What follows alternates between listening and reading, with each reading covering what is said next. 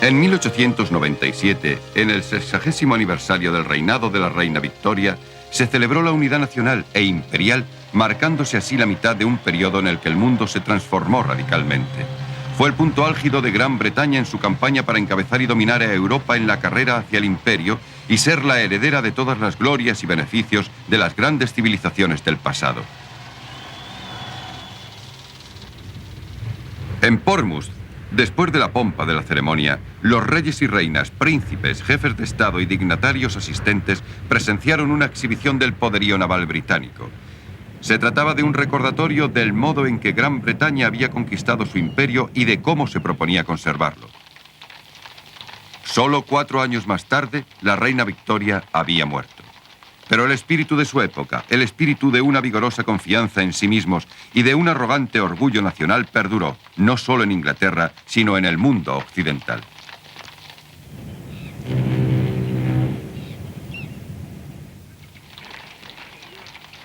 Entre 1870 y el comienzo de la Primera Guerra Mundial, tanto en Europa como en América, el mundo se transformó de un modo inimaginable. Más deprisa que nunca y tal vez más deprisa que en ninguna época a partir de entonces.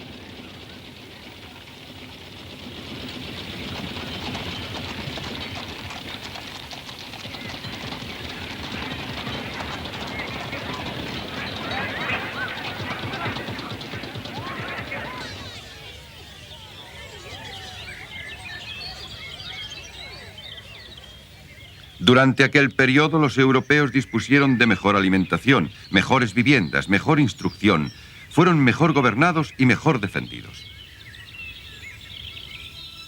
Sus formas de gobierno, configuradas como imperios, se propagaron por todo el globo, y en 1900 las civilizaciones no europeas habían sucumbido a su dominación.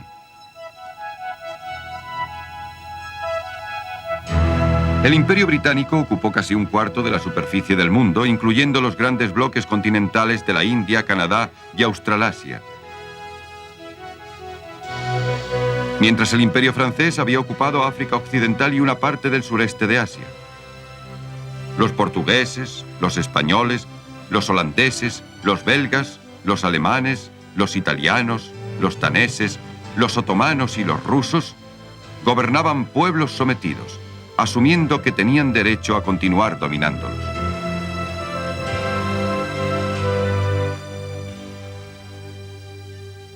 Londres controlaba el mayor imperio del mundo y gobernaba sus posesiones imperiales con dignidad autocrática, manejando a las poblaciones nativas con un equilibrio primorosamente armonizado de fuerza, coacción y concesiones.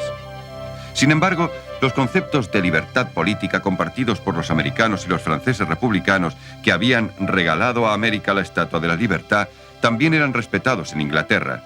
El poder y la prosperidad de Occidente procedió en la segunda mitad del siglo XIX de la creación de comunidades políticas y sistemas económicos estables y seguros. El dinero estaba a salvo. Los parlamentos garantizaban su uso por los gobiernos. Había un patrón oro para garantizar su valor. La libra esterlina y el franco germinal ofrecían una tasa de cambio fija, válida en todo el mundo, en una época en que la mayoría de los americanos trataban en bolas de tabaco. En la base del progreso industrial después de 1850 se hallaba un sólido sistema bancario en rápida expansión, cuyo centro era Londres. Con el desarrollo de los cables oceánicos y de los telegráficos transcontinentales, el sistema bancario podía comunicar en un momento Londres con Yokohama o San Francisco, y los compradores potenciales de té, café o grano podían comparar los precios de todo el mundo. Se cultivaron nuevos territorios para suministrar a Europa alimentos. Los agricultores de Argentina, Australia, Rusia, Hungría y Norteamérica competían para bajar los precios y producir mayores cantidades. A partir de 1860, la cantidad de grano que llegaba a Europa desde ultramar aumentó rápidamente. Italia, por ejemplo, aumentó sus importaciones de grano 20 veces entre 1880 y 1887. La difusión del ferrocarril en América del Norte obligó a bajar los costes de los alimentos en todo el mundo. En 1874 costaba 23 centavos transportar un Basel, medida de árido Susa equivalente a 35 litros desde Chicago a Nueva York. En 1881 solo 14. Los precios de transporte marítimo bajaron la 10ª parte en la ruta transatlántica entre Nueva York y Liverpool. el precio de los alimentos bajó rápidamente. En Inglaterra, una barra de pan, que en 1870 absorbía una gran parte del salario semanal de la clase trabajadora, en 1904 solo absorbía una parte muy pequeña. Por primera vez los europeos no pasaban privaciones. Podían alimentarse adecuadamente y seguir teniendo dinero en los bolsillos. Esto dio origen al nacimiento de las industrias de servicios, tanto en Europa como en América. El exceso de dinero en metálico se gastaba en placeres y diversiones, en vacaciones y viviendas, ropas y transportes. Había comenzado la era del consumidor, y para satisfacer la nueva demanda, las industrias inundaron el mercado con toda clase de nuevos artículos. La artesanía anticuada y las industrias rurales dieron paso a un sistema de fábricas basadas en el carbón, el hierro y la energía de vapor, de donde salieron locomotoras, raíles, alambres, herramientas y otros nuevos artículos. La producción de carbón en Europa aumentó de 173 millones de toneladas en 1871 a 594 millones de toneladas en 1914. En los Estados Unidos el aumento fue aún más rápido. El valor de los artículos producidos se incrementó 33 veces entre 1860 y 1914. Lo más importante fue la revolución en la tecnología. Espoleadas por la inventiva británica, las nuevas industrias adoptaron las técnicas más recientes, aplicando la ciencia y la máquina a unos procesos anteriormente manuales. Desde las grandes ciudades industriales de América a los recién descubiertos campos petrolíferos de Rusia, la tecnología cobró impulso y una importancia que cambiaron el modo de vida de la gente.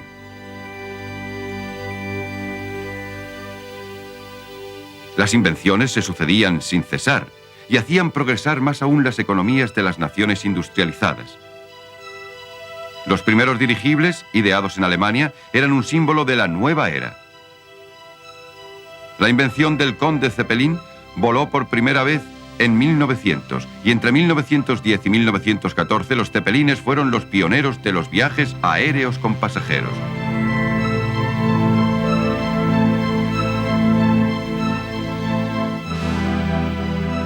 En América, en 1900, los hermanos Wright entraron azarosamente en la historia con la primera máquina voladora que era más pesada que el aire.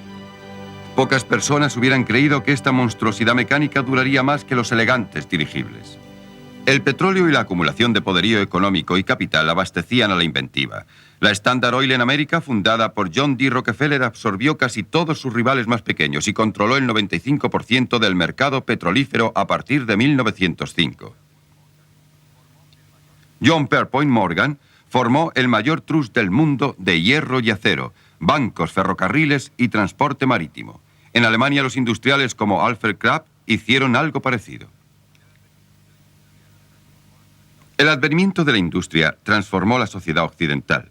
En la década de 1860, la mayoría de la gente vivía en aldeas o en granjas. En 1914, un mayor número de personas vivía en pueblos y ciudades. En los Estados Unidos, había 35 ciudades con poblaciones superiores a 100.000 habitantes.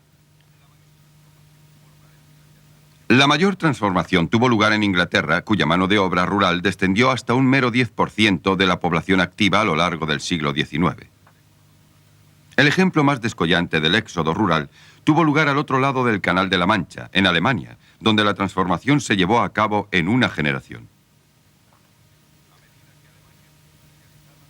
A medida que Alemania se industrializaba, el número de grandes ciudades creció rápidamente, de modo que a comienzos del siglo XX había casi 30 con poblaciones superiores a 100.000 habitantes. La gente afluyó a las ciudades para abastecer a las nuevas fábricas con su mano de obra y para comprar sus productos con el excedente de sus salarios. El mundo campesino tradicional quedó hecho pedazos. Las novedades mecánicas fascinaron a los periodistas, a los escritores y a los pensadores, y persuadieron rápidamente a los adultos y a los niños a deshacerse de su dinero. Las nuevas modas, como la de los árboles de Navidad introducida en el mundo anglosajón por el príncipe Alberto, fueron aprovechadas por los anunciantes, los comerciantes y los fabricantes dispuestos a sacar partido del crecimiento de una población urbana entregada a un consumo despreocupado. El rápido crecimiento de las ciudades fue acompañado por una revolución en la estructura social europea. Surgió una nueva clase media, empeñada en instalar y dirigir la industria moderna, ansiosa por elevarse en la escala social y resuelta a mejorar y modernizar las ciudades. Esta nueva clase llegó a dominar la vida urbana, con la planificación de las ciudades y la introducción de nuevas carreteras y vías férreas. Este cambio afectó a la antigua aristocracia que se desplazó de la agricultura a la industria, la minería y los bancos.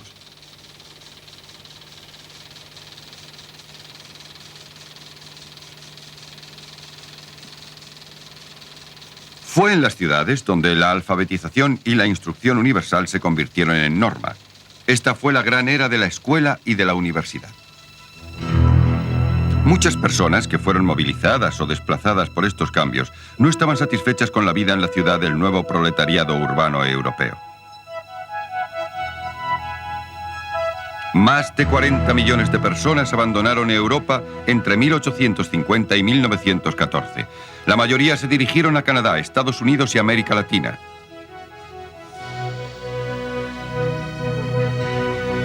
A donde quiera que fueran, los inmigrantes europeos llevaron consigo una nueva clase de dinamismo, a menudo fruto de la desesperación y los aderezos del nuevo orden económico. De estos, el principal fue el ferrocarril. La construcción de ferrocarriles era relativamente barata y aportaba unos dividendos instantáneos al abrir nuevas zonas a la explotación económica y a la colonización.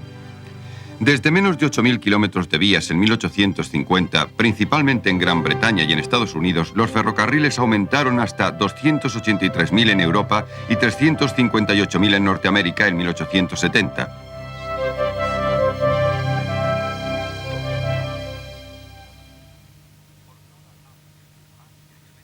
Por toda África, Asia y América Latina, los ferrocarriles llevaban el comercio y la cultura europea a los nuevos territorios, comenzando a romper el aislamiento y la independencia de las sociedades antiguas.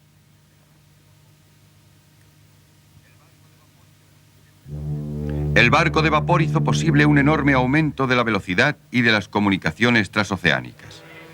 Estos avances condujeron a los europeos a una posición en la que pudieron explorar, explotar y dominar el globo. En esta época el comercio se volvió auténticamente internacional. Artículos de todas clases podían ser comercializados y distribuidos con eficacia y rapidez en todo el mundo. En 1914, 2/3 de los fletes marítimos mundiales transportaban mercancías y los banqueros y financieros que los organizaban, especialmente los de la City londinense, amasaron grandes beneficios.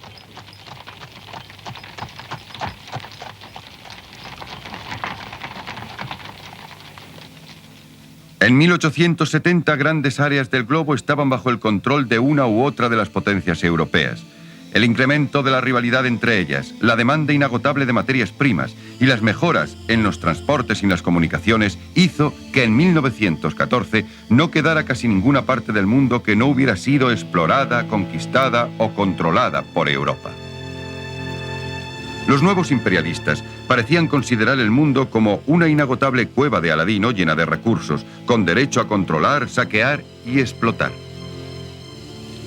Espoleados por una mezcla de codicia y de extraordinaria curiosidad, los europeos llevaron la carga de su cultura dominante y de su tecnología siempre que pudieron a los otros continentes.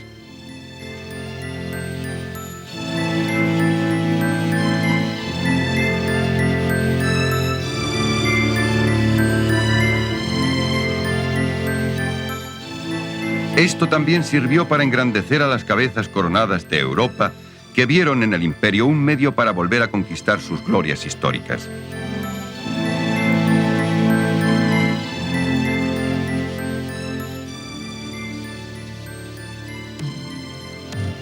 Los incentivos económicos eran considerables. Las inversiones en el extranjero convirtieron a muchos en millonarios. Estos certificados de acciones para las especulaciones de petróleo en Rusia fueron impresos en 4 idiomas. El capital de riesgo, como las mercaderías, la tecnología y armamentos, se habían internacionalizado totalmente. No todas las zonas aptas para el comercio o las inversiones se convirtieron en colonias. Por ejemplo, los países de América Latina se habían sacudido desde hacía poco el dominio de los españoles y de los portugueses gracias a la ayuda de los británicos y de los americanos. En muchos casos, cambiaron una clase de dependencia por otra, ya que entraron en la esfera de influencia económica de los mismos países que los habían ayudado a independizarse. En aquella época, el sistema económico mundial se basaba en el oro, y los yacimientos hallados en Australia, África del Sur, en el Yukón y en Siberia atrajeron a un gran número de colonos y pioneros. Las reservas mundiales de oro se duplicaron entre 1889 y 1904, y el petróleo hallado en Persia y en Birmania también produjo una lluvia de beneficios para Gran Bretaña, para Rusia y para los Estados Unidos. La contienda para conseguir materias primas y toda clase de mercaderías impulsó la carrera para adquirir nuevas colonias. Incluso el terreno menos prometedor podía ser transformado por los ferrocarriles y los modernos sistemas de irrigación. En Kenia y Nigeria se cultivaron con grandes beneficios cosechas de té, café, algodón, tabaco, cáñamo y cacao.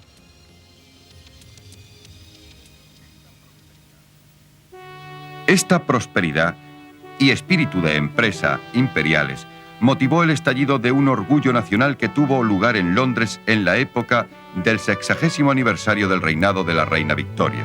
Los ingleses estaban orgullosos de sus tradiciones imperiales y acariciaron la idea de considerarse una raza superior con un derecho moral a ejercer su poder sobre los pueblos de color. Un inglés en la India, por muy insignificante que fuera, era considerado miembro de la raza de los amos y sus más mínimos deseos eran atendidos. Los imperialistas europeos consideraban que el imperio llevaba la ilustración y la civilización a las sociedades nativas que gobernaban y por lo tanto tenían derecho a estar allí.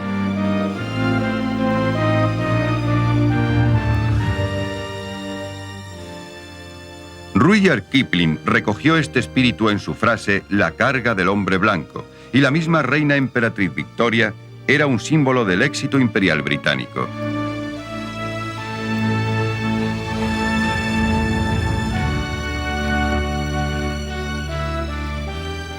Mientras tanto, se creía que la prosperidad de Gran Bretaña dependía de la continuación de la cruzada imperial, y sus rivales en Europa comenzaron a contestar su derecho a poseer el mayor imperio que jamás había existido en el mundo.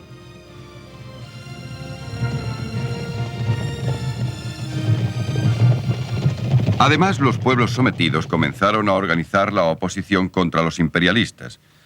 Japón se adaptó con mucha rapidez al desafío y resistió la presión de Europa, Rusia y los Estados Unidos. Bajo el nuevo régimen lanzado por la restauración Meiji en 1868, los japoneses se dispusieron a modernizarse de acuerdo con las líneas occidentales. En 1905, Japón había derrotado a Rusia y era ya una nueva potencia comercial e industrial. Más tarde comenzó a difundir su propia forma de imperialismo por todo el sureste de Asia. No obstante, el éxito del Japón fue la excepción. En la mayor parte de las otras áreas hubo revueltas y disturbios generales que fueron reprimidos. Las potencias europeas y América poseían enormes recursos económicos y una superioridad militar incuestionable, mientras que Rusia había extendido su dominio a los territorios asiáticos hacia el sur y el este durante la última mitad del siglo XIX. Arrebató territorios a los chinos y derrotó a los cánatos musulmanes, los últimos descendientes de los tártaros. Su antigua capital, Samarcanda, cayó en 1868. Similarmente, en los Estados Unidos, los indios de las llanuras bajo Sitting Bull, Toro Sentado, fueron derrotados en 1876 y el Medio Oeste, hasta las montañas rocosas, quedó abierto a la colonización de los blancos. La abolición de las propiedades tribales de tierras, 10 años después, asestó el golpe final a los indios de América del Norte. En África y en otros lugares, la superior tecnología militar de Occidente hizo que fuera relativamente barato y fácil conquistar y conservar los nuevos territorios.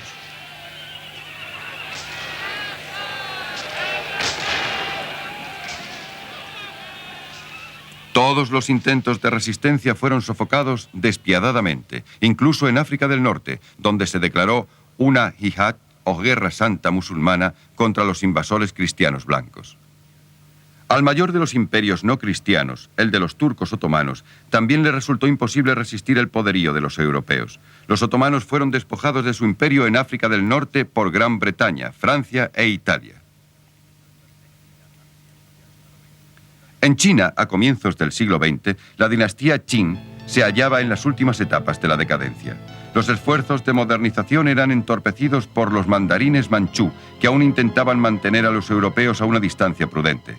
Pero las potencias europeas confiaban en que China fuera un enorme mercado potencial para sus mercancías, por lo que competían para obtener tratados comerciales especiales en Pekín, Shanghái, Fuzhou, Hong Kong y otros importantes puertos.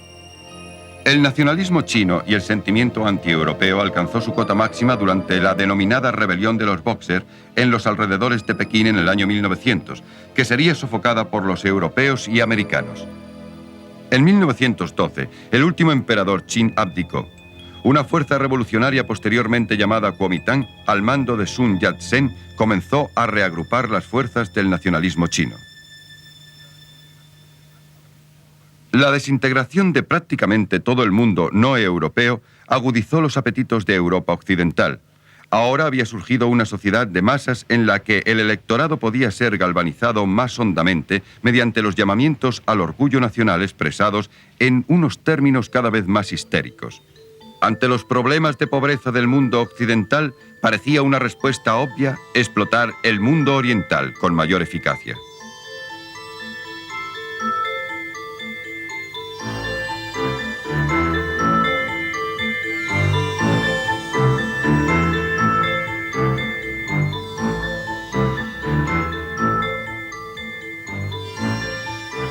Los problemas de la civilización con abundantes fábricas en las ciudades podían resolverse mediante la exportación de los proletarios a las nuevas colonias. De este modo resultó corriente incluso para el liberalismo apoyar el desarrollo del poderío nacional, la fabricación de armamentos y la presión constante dentro de las naciones europeas para competir por las posesiones imperiales. Las energías feudales del pasado se unieron a las energías industriales del presente. La caballería aún simbolizaba la fuerza de los prusianos, pero el imperio industrial de los Krapp era el puntal del poderío prusiano. Para un Estado europeo que quisiera alcanzar un imperio de ultramar, los grandes buques eran una necesidad perentoria. Gran Bretaña construyó una enorme flota en la década de 1890 y como respuesta, Alemania armó otra. Los rusos se convirtieron en aliados de los franceses para amenazar y contener a Alemania.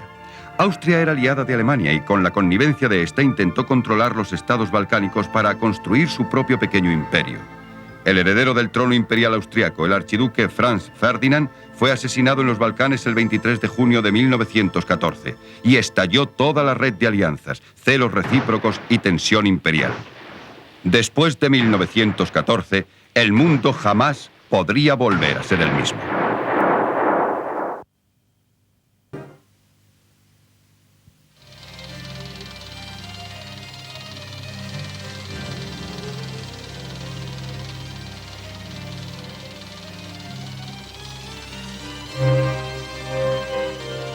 En 1897, en el 60º aniversario del reinado de la reina Victoria, se celebró la unidad nacional e imperial, marcándose así la mitad de un periodo en el que el mundo se transformó radicalmente. Fue el punto álgido de Gran Bretaña en su campaña para encabezar y dominar a Europa en la carrera hacia el imperio y ser la heredera de todas las glorias y beneficios de las grandes civilizaciones del pasado. En Portsmouth, después de la pompa de la ceremonia, los reyes y reinas, príncipes, jefes de Estado y dignatarios asistentes presenciaron una exhibición del poderío naval británico. Se trataba de un recordatorio del modo en que Gran Bretaña había conquistado su imperio y de cómo se proponía conservarlo. Solo 4 años más tarde, la reina Victoria había muerto. Pero el espíritu de su época, el espíritu de una vigorosa confianza en sí mismos y de un arrogante orgullo nacional perduró, no solo en Inglaterra, sino en el mundo occidental.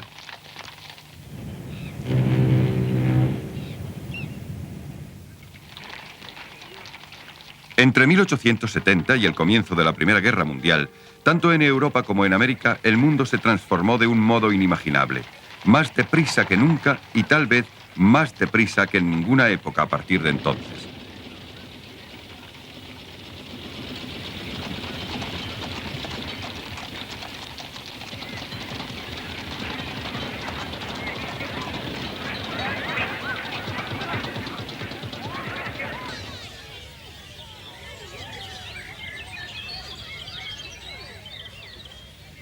Durante aquel periodo los europeos dispusieron de mejor alimentación, mejores viviendas, mejor instrucción, fueron mejor gobernados y mejor defendidos. Sus formas de gobierno, configuradas como imperios, se propagaron por todo el globo, y en 1900 las civilizaciones no europeas habían sucumbido a su dominación. A finales del siglo XIX, en Europa los precios de los principales productos comenzaron a descender gracias a la industrialización de la sociedad. En 1895, el nivel de los precios había bajado hasta la mitad del que existía en 1872. Al entrar el nuevo siglo, se produjo una subida de los precios, pero esta vez fue acompañada de un aumento de la renta per cápita de los europeos. Durante el siglo XIX, el crecimiento de la población mundial fue muy rápido, en especial a partir de 1870, cuando se comenzaron a explotar de forma más eficaz los recursos económicos, lo que mejoró las condiciones de vida en la mayoría de las sociedades. En ese periodo, el descenso de las tasas de natalidad fue paralelo al descenso de las tasas de mortalidad. En vísperas de la Primera Guerra Mundial, el reparto del mundo entre las potencias europeas estaba concluido, pero los principales imperios, como el británico y el francés, comenzaron a verse amenazados por la desestabilización interna de las colonias. Los gobiernos de las grandes potencias no estuvieron interesados en los avances técnicos hasta que comprobaron que los nuevos inventos ofrecían mejores condiciones de vida a la sociedad y al mismo tiempo podían ser económicamente rentables.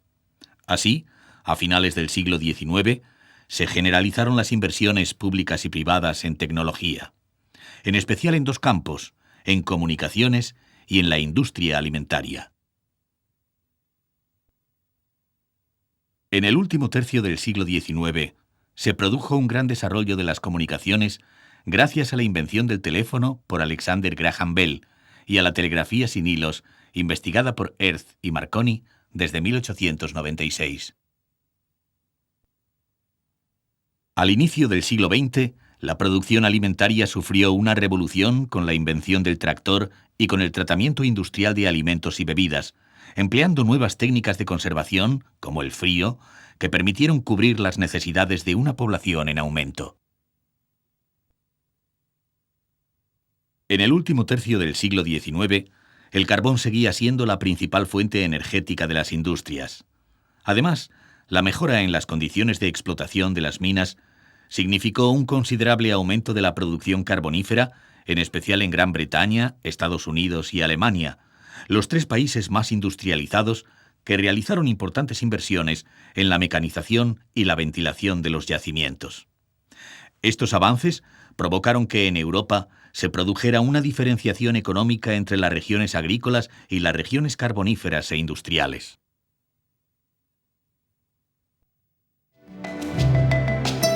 La segunda revolución industrial motivó una serie de cambios en las condiciones de vida y en la mentalidad de las gentes como pocas veces ha ocurrido en la historia. El modelo de nueva ciudad, con grandes rascacielos, cinturones fabriles y suburbios obreros gestados según un plan geométrico, asombró a las multitudes que llegaban del medio rural. Surgió una nueva y extraordinaria relación, la del hombre con la máquina, que dio origen al movimiento futurista. Unos contemplaron la máquina como elemento que esclavizaba a las masas humanas y convertía al ser humano en un autómata. Otros la consideraron como liberalizadora del género humano. Ya desde finales del siglo XIX, las reivindicaciones sindicales habían conseguido ciertas mejoras en las condiciones de vida de los trabajadores, y todas las clases sociales querían participar de la riqueza que se generaba. El modelo de organización burgués había triunfado, y las capas sociales más desfavorecidas aspiraron a encontrar su hueco en la nueva sociedad urbana.